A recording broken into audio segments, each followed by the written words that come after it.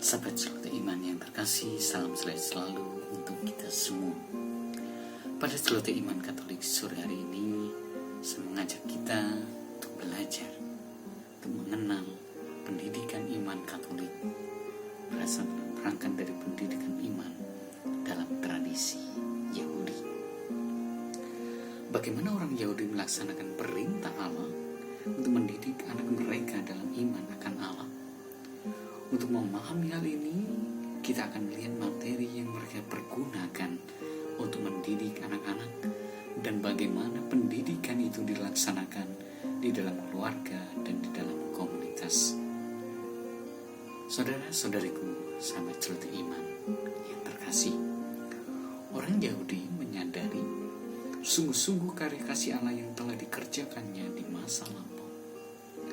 Karya-karya Allah yang mengasihi bangsa Israel itu tertulis di dalam kitab suci. Karena Allah telah mengasihi mereka, bangsa Israel pun dipanggil untuk mengasihinya. Bagaimana hal ini dapat dilakukan? Allah telah menunjukkan bagaimana orang Israel harus hidup sebagai umatnya dengan memberikan hukum-hukum yang menjadi pedoman hidup mereka. Hukum-hukum itu tertulis juga di dalam kitab suci mereka, khususnya dalam kitab Taurat. Karena itu, pendidikan iman dalam agama Yahudi berpusat pada hukum Taurat yang terdiri dari 5 kitab Musa, yaitu Kejadian, Keluaran, Imamat, Bilangan, dan Ulangan. Taurat atau Ibraninya Torah yang berarti ajaran, instruksi, atau hukum secara tradisional dipelajari hanya oleh anak laki-laki. Biasanya kitab Taurat yang dipergunakan dalam pendidikan ini berupa gulungan yang ditulis tangan.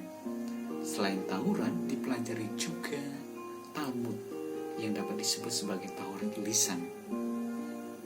Talmud pada dasarnya merupakan kumpulan tafsiran atas berbagai teks yang ada di dalam Taurat.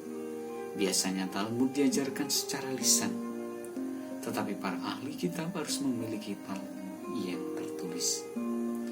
Berbagai peristiwa yang dikisahkan di dalam kitab Taurat itu dikenangkan kembali dalam berbagai perayaan keagamaan.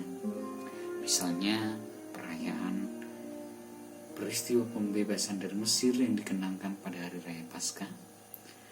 Pemberian hukum Taurat di Sinai dikenangkan pada hari raya Pentakosta 7 minggu, dan pengembaraan di padang gurun dikenakan dalam pesta pondok daun. Peraturan yang ditulis dalam hukum Taurat itu dipraktekkan di dalam kehidupan sehari-hari. Dengan demikian mereka dapat hidup menurut jati diri mereka sebagai umat Allah yang mengasihi Allah dan sesama. Dengan mereka, karena itu materi pendidikan iman di dalam agama Yahudi itu juga menyangkut praktek ibadah dan pembentukan perilaku yang sesuai dengan kehendak Allah. Lalu bagaimana dalam kehidupan keluarga? Saudara-saudariku, sahabat Celoteh Iman yang terkasih, dalam keyakinan Yahudi menganggap keluarga sebagai pembawa tradisi dan pelaku utama dalam melanggengkan keberadaan umat. Anak-anak belajar menjadi orang Yahudi di tengah keluarga yang membesarkannya. Orang tua meneruskan pemahaman dan cara hidup sebagai umat Allah pada anak-anak mereka. Orang tua harus menggunakan berbagai aktivitas dalam kehidupan sehari-hari sebagai kesempatan untuk mengajar anak-anak tentang Allah. Seluruh kehidupan harus diresapi oleh nilai-nilai religius, dan pengajaran tentang Allah harus mengalir secara alami dari semua kegiatan yang dilakukan oleh keluarga. Orang tua memiliki kewajiban untuk mengajar anak-anak mereka tentang hukum Allah dengan kata dan teladan. Para orang tua menggunakan berbagai kesempatan agar dapat menyampaikan cerita mengenai keluarga mereka dan cerita-cerita yang diambil dari kitab suci Mereka juga harus memperhatikan agar percakapan dengan anak mengenai isi kitab suci itu menjadi percakapan yang menyenangkan. Harus diakui bahwa sebagian besar nilai dalam keutamaan hidup masuk ke dalam diri anak karena ditangkapnya, bukan karena diajarkan kepadanya. Perlu diperhatikan lagi. Dalam kehidupan sehari-hari, anak mengamati dan merasakan dinamika kehidupan keluarga mereka sendiri. Orang tua yang mengajarkan anak-anaknya dengan perbuatan, bukan hanya dengan kata, akan melihat bahwa nasihat yang disampaikannya itu akan masuk ke dalam hati.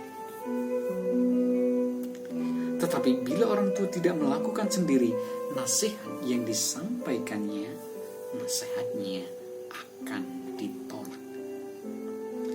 Perayaan pesta keagamaan yang dilakukan di dalam keluarga di rumah memberikan pengalaman yang sangat mendidik bagi anak-anak. Bagaimana di keluarga kita masing-masing. Pada perayaan Hanukkah, orang tua dan anak-anak menyalakan lampu Hanukkah bersama-sama. Anak-anak menyertai orang tuanya pergi ke sinagoga pada hari Sabat untuk berdoa. Hari Sabat ketika semua orang berhenti bekerja, memberikan kepada seluruh keluarga kesempatan untuk menikmati kebersamaan sebagai satu keluarga dan meneguhkan kesatuan keluarga. Hari Sabat seringkali dipergunakan untuk belajar, untuk orang tua menanyai anak mengenai pelajaran di sekolah atau dengan mendiskusikan kutipan yang dibacakan di sinagoga. Pada pagi harinya, perayaan Paskah memberikan pengalaman dan pengajaran istimewa bagi anak-anak Yahudi. Pada malam pertama perayaan itu, seluruh keluarga menyantap makanan yang khusus, disediakan untuk mengenangkan peristiwa pembebasan dari Mesir. Seluruh praktek ritual itu penting dalam agama Yahudi. Tetapi pentingnya ritual itu menjadi lebih besar ketika anak-anak hadir dan terlibat di dalamnya, lalu mendapatkan penjelasan dari orang tuanya mengenai hal tersebut. Lalu bagaimana di sekolah dan dalam komunitas? Saudara-saudariku, sahabat Celoteh Iman Katolik yang terkasih, sehat selalu untuk kita semua. Dalam perjalanan waktu, karena berkembangnya persoalan dalam kehidupan dan semakin meluasnya pendidikan keagamaan, pendidikan beralih dari keluarga pada sekolah dan orang-orang yang terlatih. Yosua bin Gamla, seorang imam agung pada abad pertama, diakui sebagai orang pertama yang merancang sistem pendidikan dan menjamin kelangsungan studi Taurat. Sungguh terberkatilah nama orang itu, Yosua, karena jika tidak ada dia, mungkin Taurat sudah dilupakan di Israel. Ia mengembangkan sistem pendidikan di mana para guru untuk anak-anak ditunjuk di setiap wilayah dan di setiap kota. Sebelumnya mereka hanya ada di Yerusalem. Ia meletakkan prinsip-prinsip pendidikan untuk digunakan dalam pengajaran Taurat. Anak-anak yang berumur 6 atau 7 tahun dapat mengikuti pendidikan di sekolah yang ada di setiap wilayah itu. Para rabi menyatakan bahwa anak-anak yang belajar Taurat itu tidak boleh dipukul dengan tongkat, tetapi murid yang lebih tua harus membantu mereka yang lebih muda, dan bahwa anak-anak tidak boleh disuruh bekerja kalau sedang belajar. Pada usia 5 tahun anak belajar kitab suci, pada usia 10 tahun belajar Mishnah, pada usia 13 mulai melaksanakan perintah dalam hukum Taurat. Pada usia 15 tahun belajar Talmud. Untuk melaksanakan tradisi belajar ini, orang Yahudi menyelenggarakan pendidikan sendiri atau meminta bantuan pada guru privat. Sistem pendidikan ini disebut Heder, atau kata Heder yang berarti ruangan, merupakan sekolah dasar agama Yahudi. Biasanya Heder berada di sebuah ruangan yang dipersiapkan oleh seorang guru privat yang disebut Melamed. Sang Melamed mengajarkan kepada para muridnya Taurat dan Talmud untuk mempersiapkan mereka memasuki jenjang pendidikan agama Yahudi yang lebih tinggi. Hal pertama yang harus dipelajari oleh para murid adalah bahasa Ibrani. Wow. Sesudah itu mereka diajarkan untuk membaca Taurat dan berbagai hal yang menyangkut ajaran agama Yahudi. Untuk dapat belajar dalam Heder diperlukan biaya yang tinggi karena orang tua harus membayar guru privat. Para orang tua yang tidak dapat menyediakan dana yang cukup tersedia sekolah Taurat dan Talmud.